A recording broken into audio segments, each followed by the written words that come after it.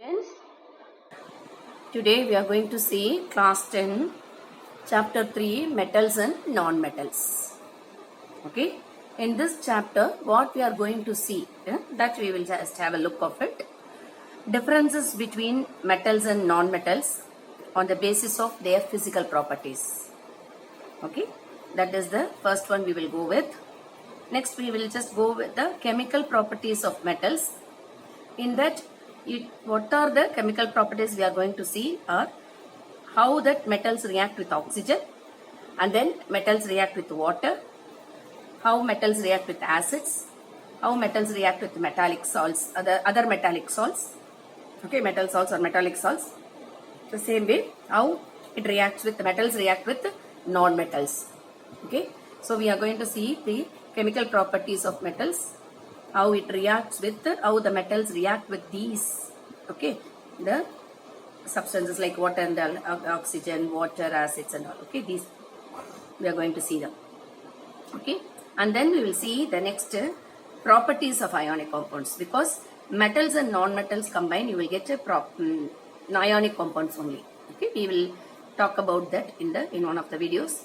Then metallurgy, how we are extracting metals actually, okay, how the metals are extracted from the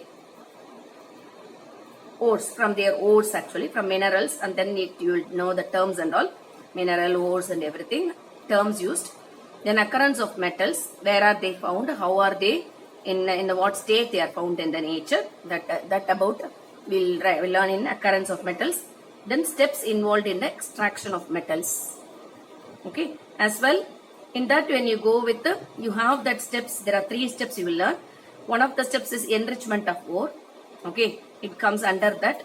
And then you will go with the extraction of the crude metal. In that you have 3 different methods. One is the 3 different methods. Instead you can go with the 3 different processes for different metals depending upon the nature of the metal. So low reactivity metal, extraction of low reactivity metal, extraction of moderate reactive metals, and extraction of high reactive metals, okay. Then this is the third one, okay, enrichment of ore, extraction of crude metal, and the refining of metal is the third step. That is the final step, okay. About these you will learn, okay, in this chapter, and at last you will go with corrosion. Of course you have learnt it in the first lesson, and here we'll just brush it up, that's enough, okay. So these are the topics to be dealt in this lesson. Let us go with the physical properties, how are they differed. First let us go with the metals physical properties. Simultaneously you will see the non-metals and their differences between them, so that it will be easy for you to keep in mind about them, okay. Let us go with that. The first one I'm going to talk about, I'm going to tell about is differences on physical properties, how that metals and non-metals differ in their physical properties. Is it clear? Yeah, let us go with that. I have written down all the properties. I'll talk about one after the other. Any exemptions are there, let me write down over here, because we don't find place over here. I'll just make it a mention in this place, okay. So it would be easy for you to go through. Physical state, what is that physical state? It is nothing but you will be knowing about the solid state or liquid state that we are talking about, okay. So the physical state is, actually metals are always found in solid state. All metals are solid state only, they are found in solid state. But there is an exemption, okay. The exemption is mercury, okay. What is that mercury? Mercury is found in liquid state, okay. The mercury, all metals are solid state or in solid state only, except mercury, which is in liquid state. So let me write down that mercury here, okay, which is in liquid state. Right over here, if it is written here itself, it would be easy. Anyhow, I just mentioned it about that physical state, so that rewrite only, it's okay, okay. So physical state of that, in that liquid state is only liquid state metal is metal.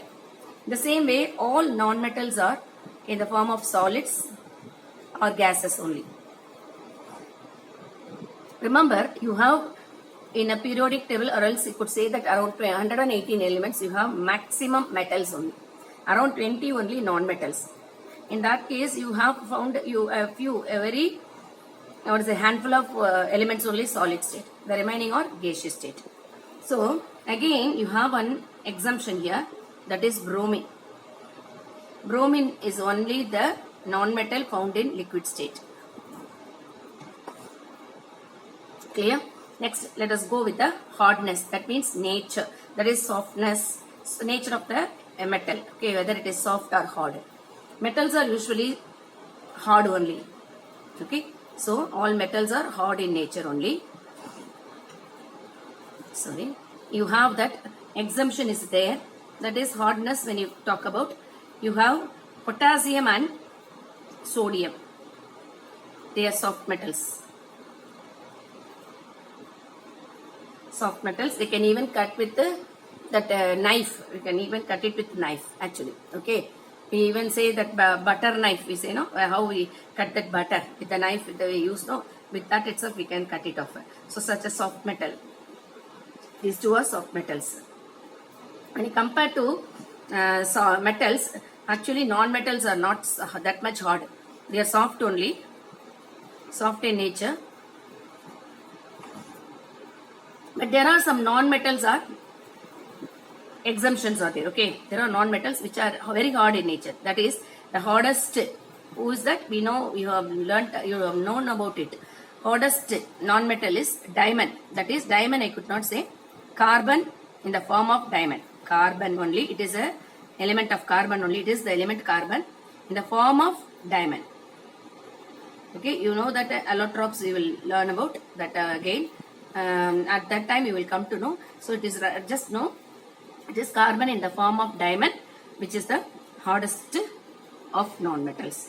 Okay, mostly they are soft in nature and they are usually what you could say that soft in the sense they are brittle also.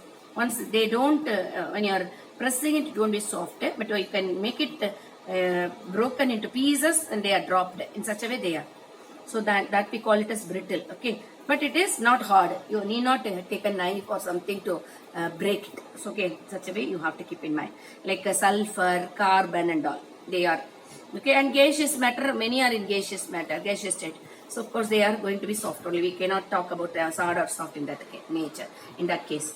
Then malleability. What do you mean by malleability? I write down here malleability. That malleability is actually a property of metal. It is found in metal only. Property of metal that they can be, or it can be metals, right? Metals, they can be made into sheets or beaten into sheets.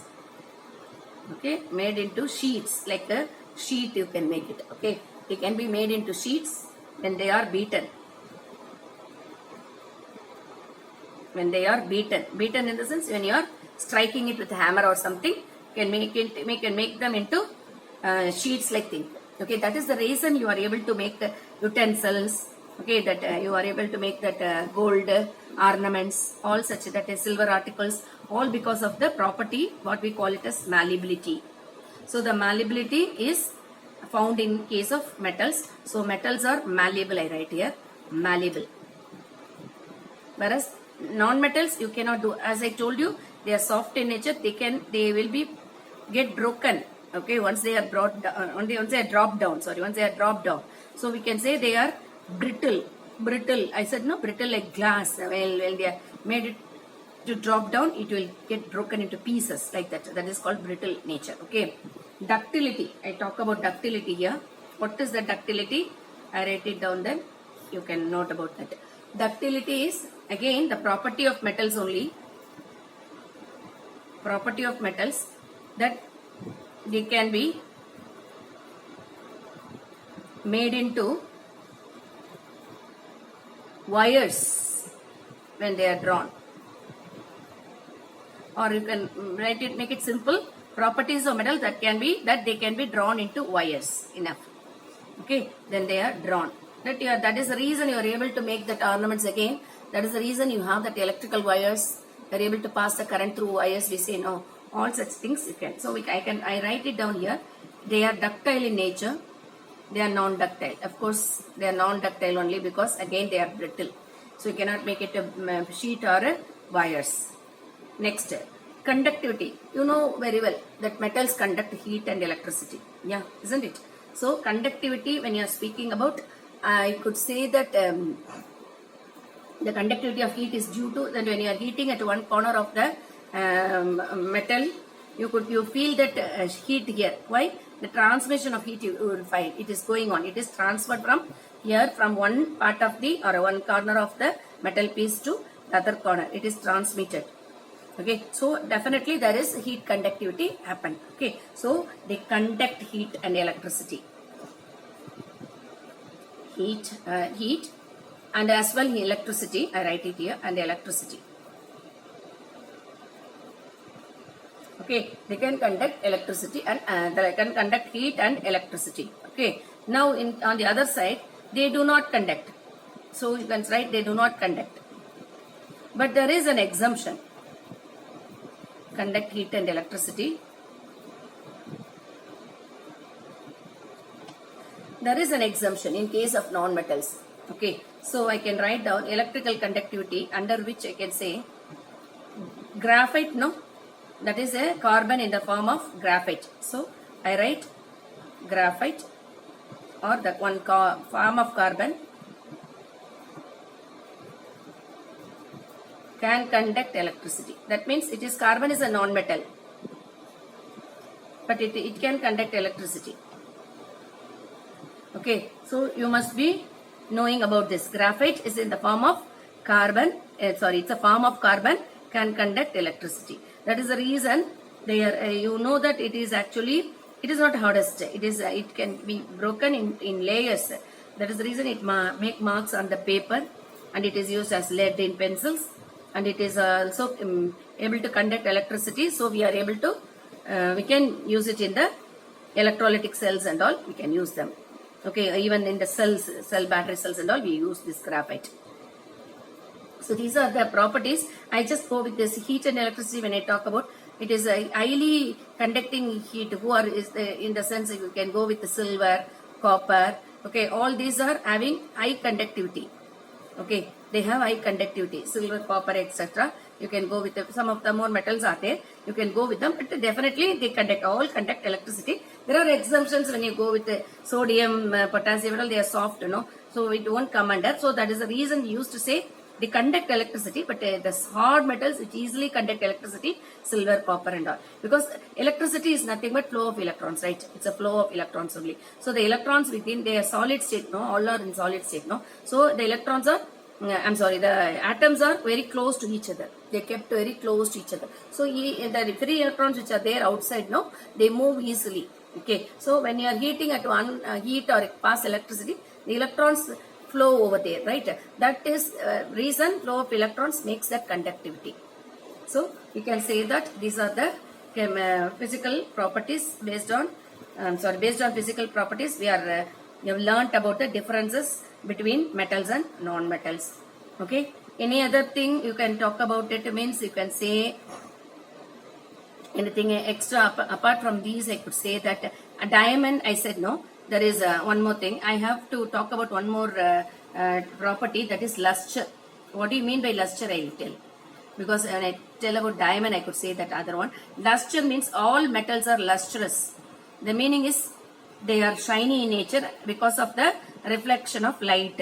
Okay, the light is passed over the metal, it reflects. The light reflects, so it looks. The feel is lustrous. They are lustrous, but they are non-lustrous. Okay, they don't possess that property. But some of the examples, okay, exemptions are there. I could write down here because we are writing here only. So on basis of luster, property luster, iodine and diamond. Iodine and diamond are non-metals. They possess luster. Okay, so these are the physical properties we are going with for differentiating metals and non-metals. Okay, hope you have understand this topic. Please go through this. If at all if you have any doubt in that, you please put it in the comment box. We will go with the next topic, that is about chemical properties. Whichever that we can learn within that time limit, The remaining we'll go with the next, okay, next video. Hope you have understood. Thank you.